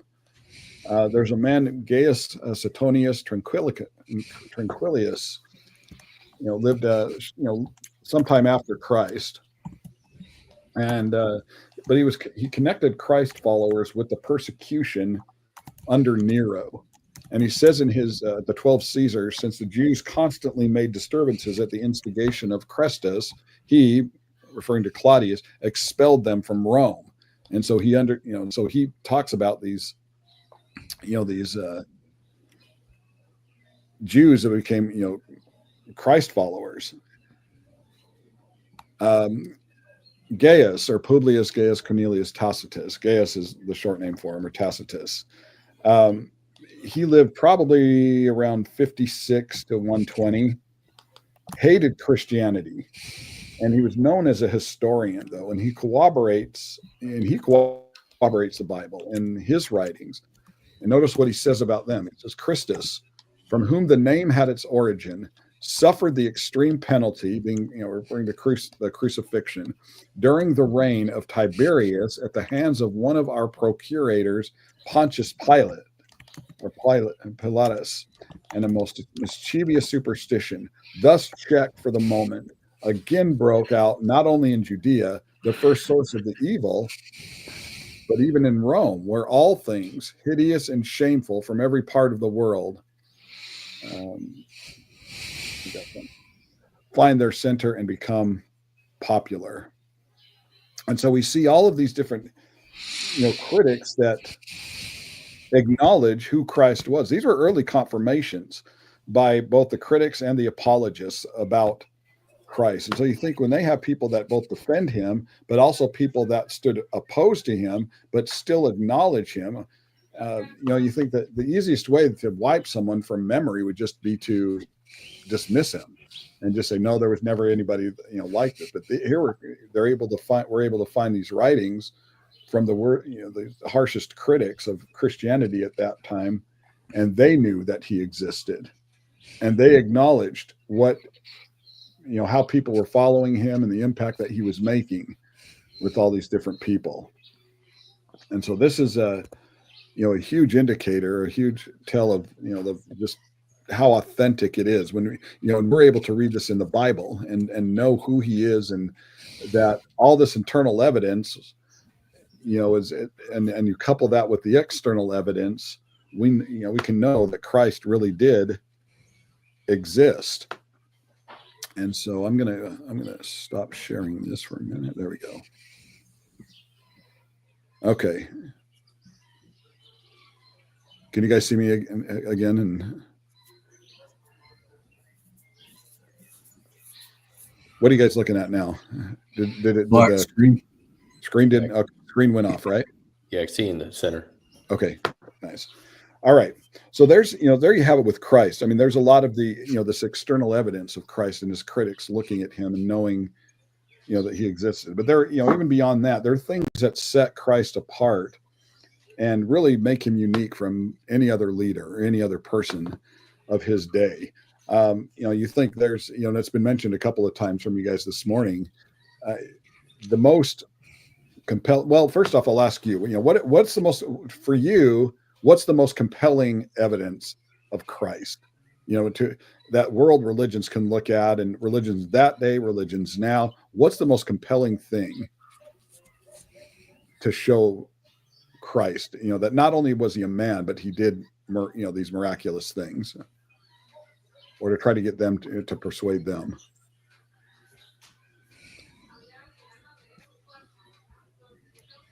I know, like for me, it was some more so the external evidence, because you grow up, you look at the Bible from that standpoint. Okay, you see Jesus from the Bible, but you're also having the back of your mind too. Well, what about all these other religions? So when I started looking into the external evidence and some of the historical stuff, and even some of the things that you showed, I remember there was one for sure that kind of like fully convinced me, and that was I think it was a quote from Tacitus, but also Julius Africanus brought it back up later, and it was talking about how there was darkness in all the land of Judea during a certain time, and it was during the same time that Christ was crucified. And it was like, I'm sold. It's just little things like that.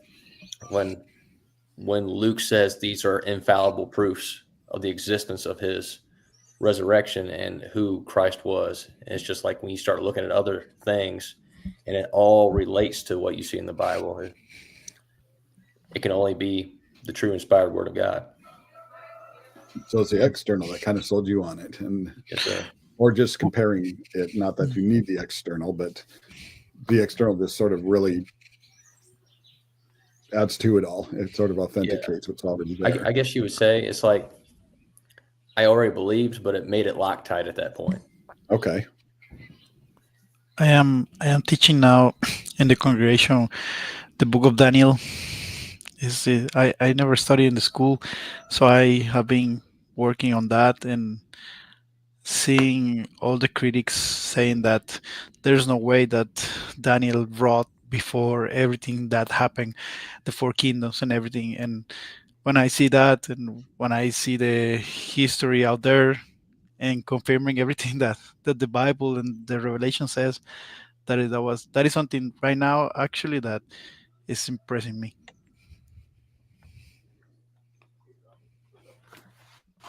That's it's amazing to see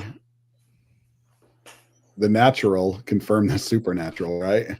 Mm-hmm. To see to see just what men come up with, or what men know, or what they come to find out, about with all of these different things, and to we call them the church fathers, although there were men that just kind of wrote back at that time. But there is a lot, there's writings that are beyond what the Bible has, that that talk about and authenticate a lot of what has happened, that was all, that was like you mentioned, Jeremiah, that was already there, and that we can see.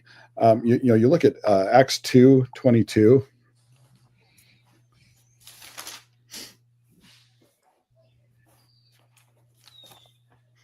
And Luke records this, and he says, "Men of Israel, hear these words. Jesus of Nazareth, a man attested by God to you by what? Miracles. Miracles, wonders, signs which God did through him in your midst." So he's he's basically saying, you know, he exists because you saw these. You can, this is a man who's attested by God to you by miracles. You've seen the miracles, you've seen the wonders, you've seen the signs which God did for him, as you yourselves also know. I mean, this is what pricked their hearts. This is what this is right before they said, well, what should we do? He's telling them in Acts chapter 2 right here, you saw this, you know who he was, and you killed him. This is what pricked their hearts. He says, you saw those miracles as like everyone else did. You saw these wonders like everyone else did. You saw these signs from God, and you're able to talk about them, and you killed them. And that's what I mean, think about that. 3,000 Jews, many more didn't get baptized that day. But as you see, as you go on in Acts, I mean, you look at Acts chapter 2, 3,000 were baptized that day. But then you look at chapter 3, and then it's, that number swells to 5,000. And then what happens? Priests started, getting converted. You think that's a religious leader right there. When you get to Acts chapter 4 and 5, it talks about the priests responding to the gospel. These religious leaders that never responded before, something caused these religious leaders to give up what they were teaching, essentially, of being that religious leader and converting to Christianity. And it reminds me of do you guys know who Marshall Keeble is? Mhm. Are you guys familiar with Marshall Keeble? Yeah, the preacher back in Arkansas. Marshall Keeble, I'm sorry. And the preacher back in Arkansas. Marshall Keeble was I'm sorry. Oh no, go ahead. Okay. Keeble was he's passed away now, but he was a gospel preacher. He was black, and he faced a lot of the racism and back in the day when it was really bad, when it was really, I mean, he saw the worst of the worst and heard it and was treated differently. And, he lived in the day where, they couldn't use public restrooms or, sit on, they had to sit in the back of buses. I mean, he went through all the civil rights parts of it.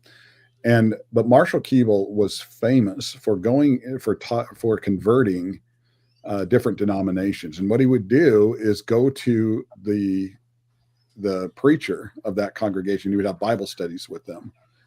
And when he would, and he would convert the preacher. And when you can convert the preacher, and that's who they look at as their, head of their congregation, you think of what that could do to to everyone else. When that preacher comes in and says, everything I've been teaching you, it's wrong. And and through these, I mean, he was responsible for thousands, literally, of baptisms, because he would change the leader of that particular denomination, if it was Baptist, Methodist, whatever it was. But that's how he got to them, because he knew if he could get to if he could convert the leaders of that, or the preacher, the pastor, or whoever, whatever you call him, that the people would follow. And you think of just what was happening in Acts chapter 2, or chapter 4, and and beyond, where the priests were, they were converting to Christianity. Think of all those people that were under that priest who looked to them as these authoritative figures, and what that would have done. And that's why, I mean, no wonder everything was exploding in that first century with the Christian faith. And for good reason. It's not just, it was this new system, but the miracles that were happening and all of these things that were taking place, the prophecies that were, they're able to see being fulfilled. I mean, that's one of the most compelling things. You think, all it takes is, how many prophecies would it take for you to know that someone's a false prophet? How many prophecies don't have to come true for you to know, okay, that guy is just nonsense? Just one. I mean, think one prophecy, that's all it would take. And yet, you think of all of the prophecies that were fulfilled exactly how they said, when they said, why they said, or where, how it happened. And that's exactly, and it all, Christ fulfilled so many of those. And so, if one, you think Jesus is the fulfillment of every one of those prophets in the Old Testament talking about this person that was coming to do all these, wonderful things. No one else could have done that. No one else could fulfill that prophecy. And if one prophet, and if one person could, then it wasn't Jesus or if there's one thing that you could find with Christ that he didn't fulfill, he's not the one. They'd still be looking, but he fulfilled every single thing. He's not one prophecy was what's untouched. He's not the Messiah. He's not the one that, all the Jews. But you look at, like John 3:16, there's no other teacher, there's no other religious leader that has died for the world like he did. Or acknowledged that he had died for the world. I mean, you think of all the different eyewitness testimonies, one of the things that is just, you think was just unbelievable was his resurrection. His resurrection. I mean, all they had to do, in fact, all you need to do really to upend Christianity is provide a body. That's all that would have to happen. I mean, you've just disbanded the entire Christian faith system if there was ever a body that was produced in that tomb. They just had to come up with the body. I mean, and you think the Roman government was adamant about disproving Christ. They did everything that they possibly could. In fact, at one point, when the tomb was empty, what did they say? Well, someone must have come and stole it when we were asleep. So you're telling me, the tomb that were this giant stone, you would have had to roll back without waking them up, by the way, and take out the body without them waking up, and then roll the stone back without waking them up. And their lives were on the line, by the way. I mean, you think of what the Roman government, how they would have handled these men, and that would have happened. And if they were asleep, how would they know that it was his disciples anyway that took the body? Mm-hmm. So there's so many things that are discounted with it. Now that you mentioned that about the body, makes more sense why Jesus decided to resurrect with all the injuries and the wounds, because they could prove that right. If he would just appears without anything, without nothing that happened, will be suspicious. Yeah, what a great magic trick, right? I think the thing that confirms really the Bible for me is the fact that none of these eyewitnesses ever changed their stories. They never changed. They didn't care if they were persecuted, killed. They went to the grave and never changed their story. That's what really that's what sells this Bible to me. And then with further study of the Bible, the connections between the Old Testament and the New Testament, those connections really solidify my faith. With Isaiah, you look at Isaiah, what was that, 700, 800, 900 years before Christ? And it's as if you're reading a different gospel account when you read Isaiah. That's wild to me. How is that? This is not a book written by men. No man could come up with this kind of story that connects in the way that this does. Jesus didn't do anything in secret. He let the world see it. He proclaimed what it was. That's why I believe. Yeah, it's amazing, isn't it? Just to see what, right, literally how it all kind of pieces together, and to see the, how one thing works with another. Go ahead. Seamless. Absolutely. All right, you guys. Anything else? I'll let you guys break for lunch over there. And when we come back, we'll look at why people, can trust the Bible, because it's not just about the Christian faith. We know that Christ, that this Bible we have is inspired, and and the reason why I'm starting it from all of this is because if we can authenticate, or if we can accept and nail down the standard, the Bible, and knowing that Christ exists, and knowing that all of this is the truth, then when we start into these world religions and looking at how they see Christianity, we get a better understanding, really kind of how, with where they're coming from, and the offshoots, and you think all of this kind of spans back, and then I'll let you guys break. You think all of this spans back to 8 people walking off of that ark. When the world was so wicked and God destroys the earth, and 8 souls walk off of that. I mean, you think they're the only 8 people on the planet that are alive, the only 8. And you think, well, of course, now they have a do-over. They, now surely everything must be go in the right direction. And yet you think, how soon was it before, these pagan ideas started, coming up, and these, the Egyptian gods and all, where they are, and and then eventually, of course, we had Diana worship, and of course before that it was Molech and Chemosh, and these Old Testament gods, and Ashtoreth, and all of these. It's amazing to see just how quickly everything went sideways for them when they were the only righteous people at that point. You think, wow, now you've got a foundation. Now you've got to start. And they knew who God was, and they knew the power that he had. They knew what was right. They knew what was wrong.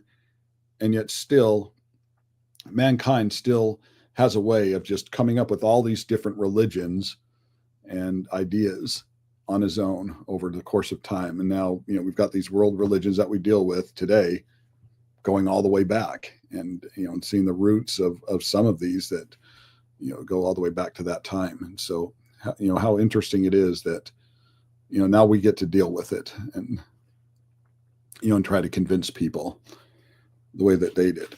When you guys come back from lunch, we'll get into why people can trust the Bible, and then we'll get into cults a little bit, and looking at some of these cultic world religions and what makes them a cult, and the characteristics of a cult, and we'll kind of go on from there. Any questions? Any comments? Okay, let's see. It's a little after 12 there, correct? Yes, sir. Yes. 12:06. How about 2 o'clock? Okay.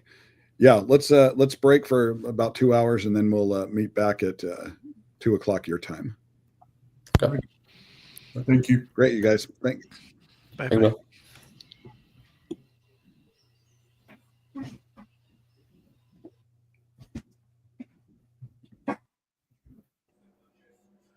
All right. Thanks, guys. Bye.